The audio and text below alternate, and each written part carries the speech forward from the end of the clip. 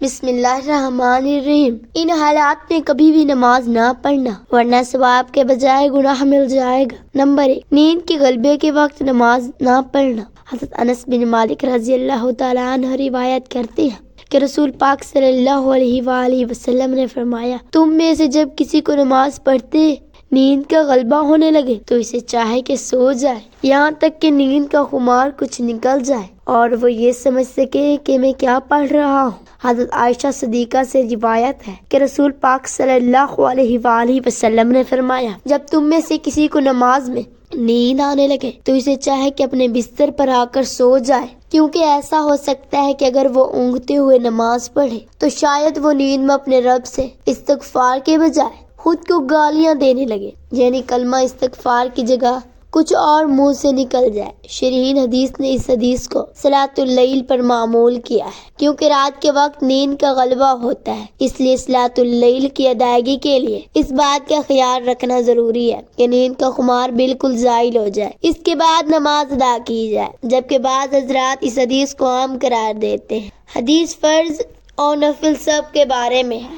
اس صورت میں یہ وضاحت ضروری ہے کہ فرض نماز کی ادائیگی میں اگر کافی وقت باقی ہو تو غلبہ نیند کی صورت میں کچھ دیر آرام کر کے نماز پڑھ لیں، اور اگر وقت تنگ ہو رہا ہو اور نماز قضا ہونے کا خطرہ ہو تو اپنی پوری کوشش کر کے اپنے آپ سے نیند اور سستی کو زائل کر کے نماز ادا کریں۔ شیخ المشق تیبی میں ہے کہ اس سے نیند کا نماز پر فوقیت دے گا، وہم پیدا نہیں ہونا چاہیے، بلکہ مذکورہ حدیث میں تو نماز جیسے عظیم فریضے کو بہتر انداز میں خشوع خضوع اور بھرپور توجہ کے ساتھ ادا کرنے کا حکم دیا گیا ہے۔ باقی نمازوں کے لیے جو اوقات مقرر ہیں انہی اوقات مقرر پر ہی نماز ادا کرنی چاہیے۔ حدیث پاک میں اللہ تعالیٰ کا سب سے پسندیدہ عمل قرار دیا گیا ہے۔ چنانچہ حضرت عبداللہ بن مسعود رضی اللہ تعالیٰ عنہ فرماتے ہیں کہ میں نے نبی کریم صلی اللہ علیہ وآلہ وسلم سے سوال کیا کہ اللہ تعالیٰ کے ہاں سب سے محبوب عمل کیا ہے؟ تو رسول پاک صلی اللہ علیہ وآلہ وسلم نے فرمایا، نماز کو اپنے وقت پر ادا کرنا۔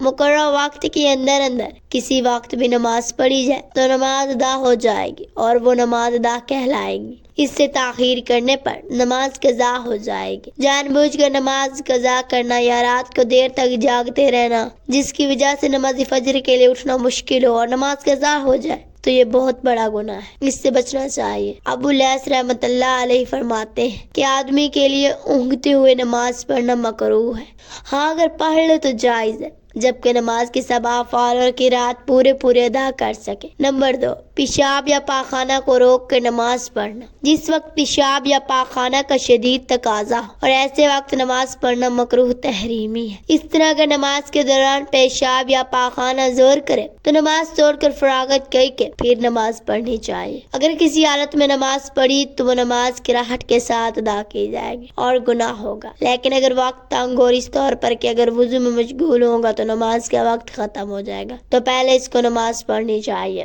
اس لیے کہ نماز قضا کرنے کا گناہ زیادہ سخت بے نسبت کراہٹ کے ساتھ نماز پڑھنے کے۔ تو لہذا اگر پیشاب یا پاخانہ کا شدید تقاضا ہو لیکن ادھر نماز قضا ہو رہی ہو تو نماز پڑھنی چاہیے۔ پیشاب یا پاخانہ رو کر نماز پڑھنے کی معامت حدیث مبارکہ میں آئی ہے۔ حضرت عمر نے چند احادیث نقل کی جاتی ہے۔ حضرت ہشام بن عروہ اپنے والد عروہ سے روایت کرتے ہیں کہ حضرت عبداللہ بن ارقم رضی اللہ تعالیٰ عنہ لوگوں کی امامت کرایا کرتے تھے۔ ایک دن جماعت کا وقت ہو گیا تو آپ قضائے حاجات کے لیے چلے گئے، پھر واپس آئے تو فرمایا کہ میں نے نبی کریم صلی اللہ علیہ وآلہ وسلم کو یہ فرماتے ہوئے سنا ہے کہ جب تم میں سے کسی کو پاخانہ لگا ہو تو نماز پڑھنے سے پہلے اس سے فارغ ہو لے۔ حضرت ابو امامہ رضی اللہ تعالیٰ عنہ سے روایت ہے کہ رسول پاک صلی اللہ علیہ وآلہ وسلم نے منع فرمایا کہ کوئی شخص اس حالت میں نماز نہ پڑھے کہ وہ پیشاب یا پاخانہ کو روکتے ہو۔ علماء کرام نے اس معاملت کی وجہ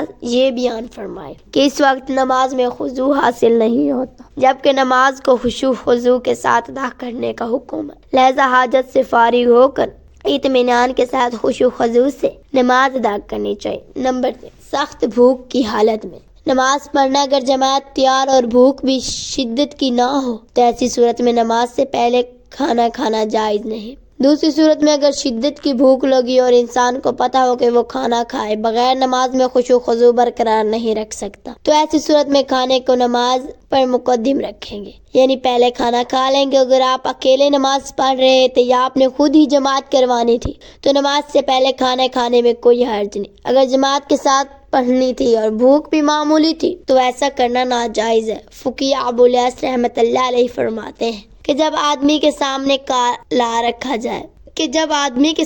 کھانا رکھا جائے اور نماز کے لیے اقامت کہی جا چکی ہو تو کھانے سے فراغت حاصل کرنے میں کچھ حرج نہیں، پھر نماز پڑھ لیں، جبکہ نماز کے ضائع ہو جانے کا خوف نہ ہو۔ اس لیے اگر نماز کے لیے کھانا کھانے سے پہلے کھڑا ہو جائے تو پھر تمہارا دل کھانے میں ہی مشغول رہے گا، لہذا بہتر یہ ہے کہ پہلے کھانا کھا لیں اور پھر نماز پڑھ لیں تاکہ نماز میں پوری توجہ حاصل ہو۔ حضرت نوفل رضی اللہ تعالیٰ عنہ سے روایت ہے کہ نبی کریم صلی اللہ علیہ وآلہ وسلم نے فرمایا، جب تم میں سے کوئی کھانا کھائے تو ہرگز جلدی نہ کرے یہاں تک کہ استغفار نہ بولے، اگرچہ نماز کے لیے اقامت کہی جائے۔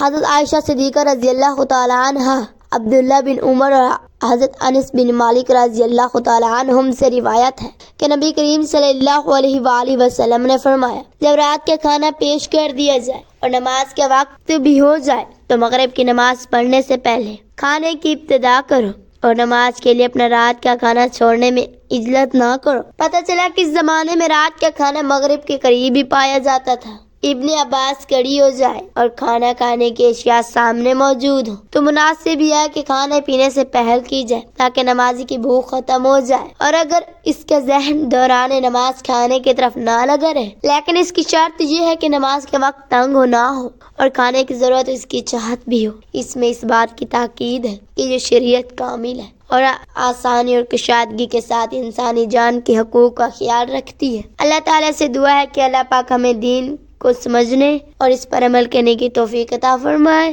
آمین، اور ہمیں نیکوکاروں میں شامل کرے، آمین۔ اللہ پاک سے دعا ہے کہ اللہ پاک ہمیں ان حدیث پر عمل کرنے کی توفیق عطا فرمائے، آمین۔